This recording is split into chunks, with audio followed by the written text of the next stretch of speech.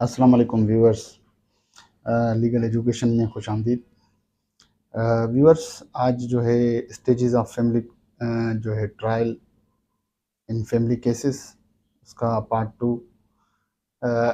Section 8 West Pakistan family court act, intimation of defendant. Defendant को हमने पिछले सेक्शन में पढ़ा था कि डिफेंडेंट को इन्फॉर्म होगा। जो पिछला सेक्शन था इसे 7 में कि institution of suit in presentation of plaint, उसके जितने भी पार्ट्स थे हमने पढ़े थे। अभी आपका प्लांट जो है रजिस्टर्ड हो गया है, इंस्टीट्यूट हो गया है, अब जो है नंबर लग गया है। उसके बाद जो है आपकी बारी आती है फैमिली कोर्ट को कि उसको इंटीमेट करें डिफेंडेंट को। डिफेंडेंट कौन होगा? मुद्दा अलैह, जो जिसके खिलाफ कोई केस कर रहा है। अगर फीमेल है तो वाइफ है तो अगेंस्ट हस्बैंड, अगर हस्बैंड है तो अगेंस्ट वाइफ। तो इंटीमेशन ऑफ जो है डिफेंडेंट, इसका जो पहला सबसेक्शन 1 है, इसका क्लास ए, उसमें यह है कि आप 1 महीने की जो है वो आप हेयरिंग रखेंगे, डेट रखेंगे। 1 महीने से ज़्यादा नहीं हो। जो पहला डेट जो है वो फिक्स होगा 1 महीने का, नॉट मोर देन 30 डेज। इसके अलावा जो है वो डिफेंडेंट जो है अपीयर होगा 30 डेज में। जो है आपका डिफेंडेंट अपीयर होगा, अपना रिटन स्टेटमेंट फाइल करेगा।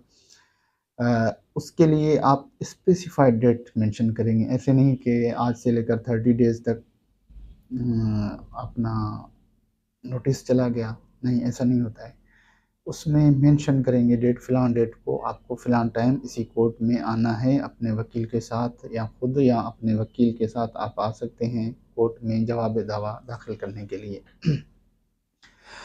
इसका ए जो है वो 30 डेज़ है, 30 डेज़ से ज़्यादा नहीं। दूसरा जो इसका पार्ट है बी, वो जस्ट एज स्पेसिफाइड डेट जो है अपीयरेंस के लिए।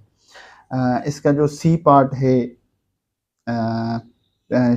अपना बी सी, 3 दिन के अंदर आपने कोर्ट ने जो है भेजनी है। जैसे ही प्लान फाइल हुआ है, इंस्टीट्यूट हो गए, उसके बाद आप 3 दिन के अंदर उसको कॉपी भेजेंगे। अब क्लास सी का जो सबसेक्शन जो है 1, वो क्या कहता है? वो कहता है कि जो मैनर्स हैं, ईच डिफेंडेंट को आप नोटिस भेजेंगे रजिस्टर थ्रू रजिस्ट्री। अब कोरियर सर्विसेज होते हैं, जैसे आपको एडी गवर्नमेंट पाकिस्तान का जो है पोस्ट ऑफिस, उसके ज़रिए भेज सकते हैं, या इसके अलावा जो है आप और किसी कोरियर के ज़रिए आप भेज सकते हैं। इसका जो सबसेक्शन सी का सबसेक्शन 1 जो है वो ये कहता है कि आपका जो है उसमें कॉपी प्लेंट भी जाएगा, और इसके अलावा जो जितने भी डॉक्यूमेंट्स हैं वो सारे उसमें एनेक्स होंगे, और वो जो डिफेंडेंट को रजिस्टर पोस्ट करेंगे प्लेंट के तीसरे जो है दाखिल इंस्टीट्यूट के बाद 3rd डेज को। उसके बाद जो इसका सी का नेक्स्ट पार्ट है, जहाँ पर जितने भी डिफेंडेंट हैं।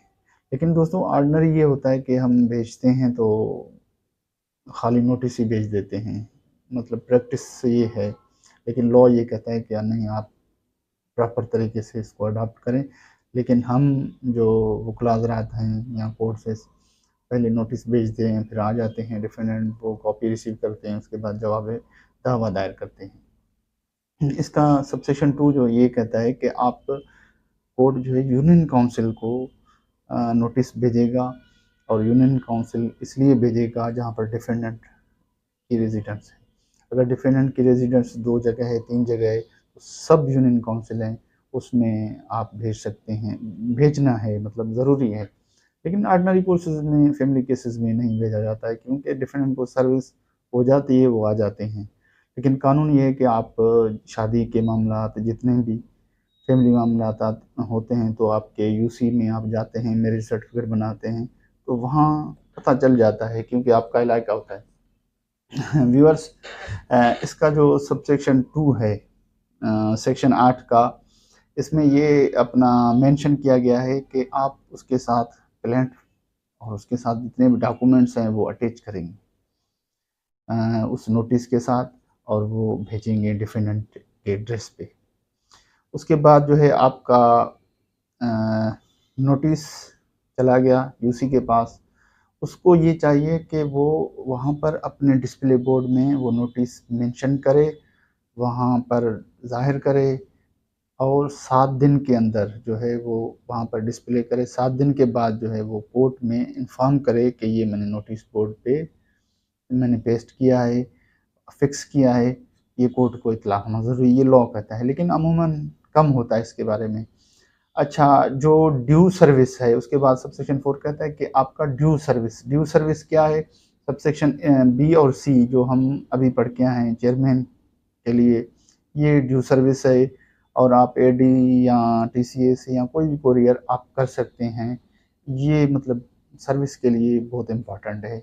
सबसेक्शन 5 ये कहता है कि आप जितने भी नोटिसेस भेजेंगे, उसका कॉस्ट जो है वो प्लेंटिफ पे पड़ेगा। मतलब उसकी कीमत, उसका प्राइस, जितना भी एक्सपेंसेस होंगे वो on the burden of plaintiff जिसने फाइल किया है केस, ये जितने भी आपकी अमाउंट है। अच्छा दोस्तों, इसका जो है अपना सबसेक्शन 6 सीपीसी का जो आर्डर 5 है, सब्सटीट्यूट सर्विस या जितने भी मैनर हैं provided under CPC order 5 rule, जितने भी रूल्स हैं आपके 29 तक, ये सारे जो हैं वो इस पे अडॉप्ट होंगे। और ये बहुत इम्पॉर्टेंट चीज़ है, क्योंकि अगर सर्विस नहीं होता है, अगर किसी शख्स को पता ही नहीं है कि मेरे खिलाफ़ केस हुआ है, तो वो उसका दिफ़ा कैसे करेगा? अगर नहीं उसको पता चलता है, उसके डिसाइड बगैर करते हो, उसके इन्फॉर्म के बगैर, तो वो कानून के नज़र में आडी अल्ट्रम पर्टेन no one shall be condemned unheard, इस पे प्रिंसिपल बहुत केस लॉज हैं कि आपको सुने बगैर आप फैसला करेंगे, वो फैसला जो है वो अगेंस्ट द लॉ होगा, अगेंस्ट द फैक्ट होगा। तो दोस्तों, ये छोटा सा जो प्रोविजन था मैंने आपको बताया। अच्छा, इस पर जो है कुछ केस लॉज हैं वो मैं मेंशन करूँगा, क्योंकि मैं लेक्चर के साथ आपको केस लॉ इसलिए देता हूँ कि जो नौजवान वकील हैं उनके लिए बहुत इम्पोर्टेंट है, क्योंकि वो कोर्ट करके आगे कोर्ट को बताते हैं। अब सर्विस के मामले में एक जजमेंट है 2007 CLC 1017। ये मियाँ साकिब निसार जस्टिस थे, जो चीफ जस्टिस रहे, उस वक्त लाहौर हाई कोर्ट के जस्टिस थे। उस वक्त ये लॉ पास हुआ था कि फैमिली कोर्ट ने एक्सपर्टी कर दिया था बगैर सुने डिफेंडेंट को। तो उसमें उन्होंने जो है ये क्वेश्चन उठाया था कि जो हमें डेट मिली है, मतलब कि डेट ऑफ हेयरिंग, वो रॉन्ग बताई गई थी। तो रॉन्ग बताई गई थी, हमें एक डेट बताई हुई, लेकिन डेट आ गया उस दिन एक्सपर्टी प्रोसीडिंग हो गया, मतलब एक्सपर्टी डिक्री हो गया, एक तरफा डिक्री, एक तरफा फैसला हो गया। तो ये उसने केस को रिमांड बैक किया, कहा कि मेरिट पे फैसला करें और जो है रादर देन टेक्निकल रीजन। अच्छा, एक और जजमेंट है PLD 1960, इसका कराची 174, ये भी बहुत इम्पोर्टेंट जजमेंट है। इसमें जो है इसमें क्या हुआ था, court was wrong considering that information given to counsel who states the notice should be sent defendant was ineffectual। देखिए, कभी कभी ऐसा मुआशरे में ये होता है कि भाई आपके ऊपर केस हुआ है या आपने ये काम किया है, आपको कहीं से पता चला है। इसमें ये मेंशन किया गया है जजमेंट में, अगर आपको कोई इनडायरेक्टली बताता है तो वो इफेक्चुअल सर्विस नहीं है, मतलब आपको उस चीज़ का पता नहीं है। तो अगर इसमें भी यही हुआ था कि उन्होंने कहा कि नोटिस हमने वकील को दे दिया है, तो वकील का जो नोटिस है ये देना या किसी और को नोटिस देना ये सही नहीं है। जो ड्यू प्रोसेस ऑफ लॉ है कि आप थ्रू जो मैनर प्रोवाइडेड किए गए हैं, जो West Pakistan family court act या CPC के तहत, वो आप सर्विस जो है प्रोसेस करेंगे, तो उसके बाद जो है आपका जो है इफेक्चुअल सर्विस होगा। एक और जजमेंट है 1985 SMR 1228। देखो, irregular service of summons not to be treated as a due service for the purpose of limitation।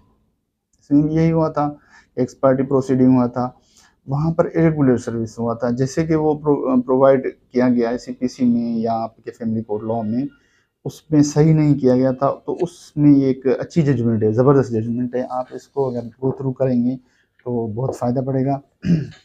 अब लास्ट में आपने जो है इंटीमेशन किस तरह जो है कोर्ट ने करना है, इस पे एक जजमेंट जो है रिपोर्ट हुआ है 2019 CLC 643।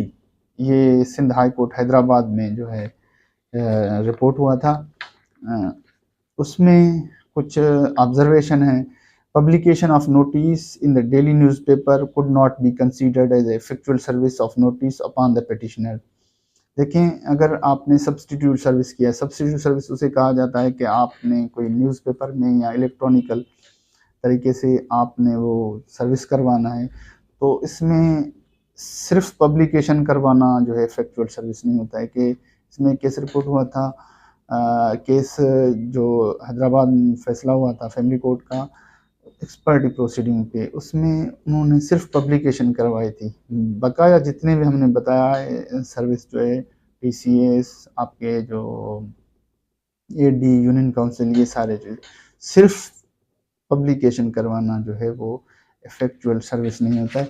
ये काइंडली मैं इसका फिर कोट कर देता हूँ इम्पोर्टेंट जजमेंट है, खासकर नौजवान वकला के लिए 2019 CLC 643। बहुत शुक्रिया दोस्तों।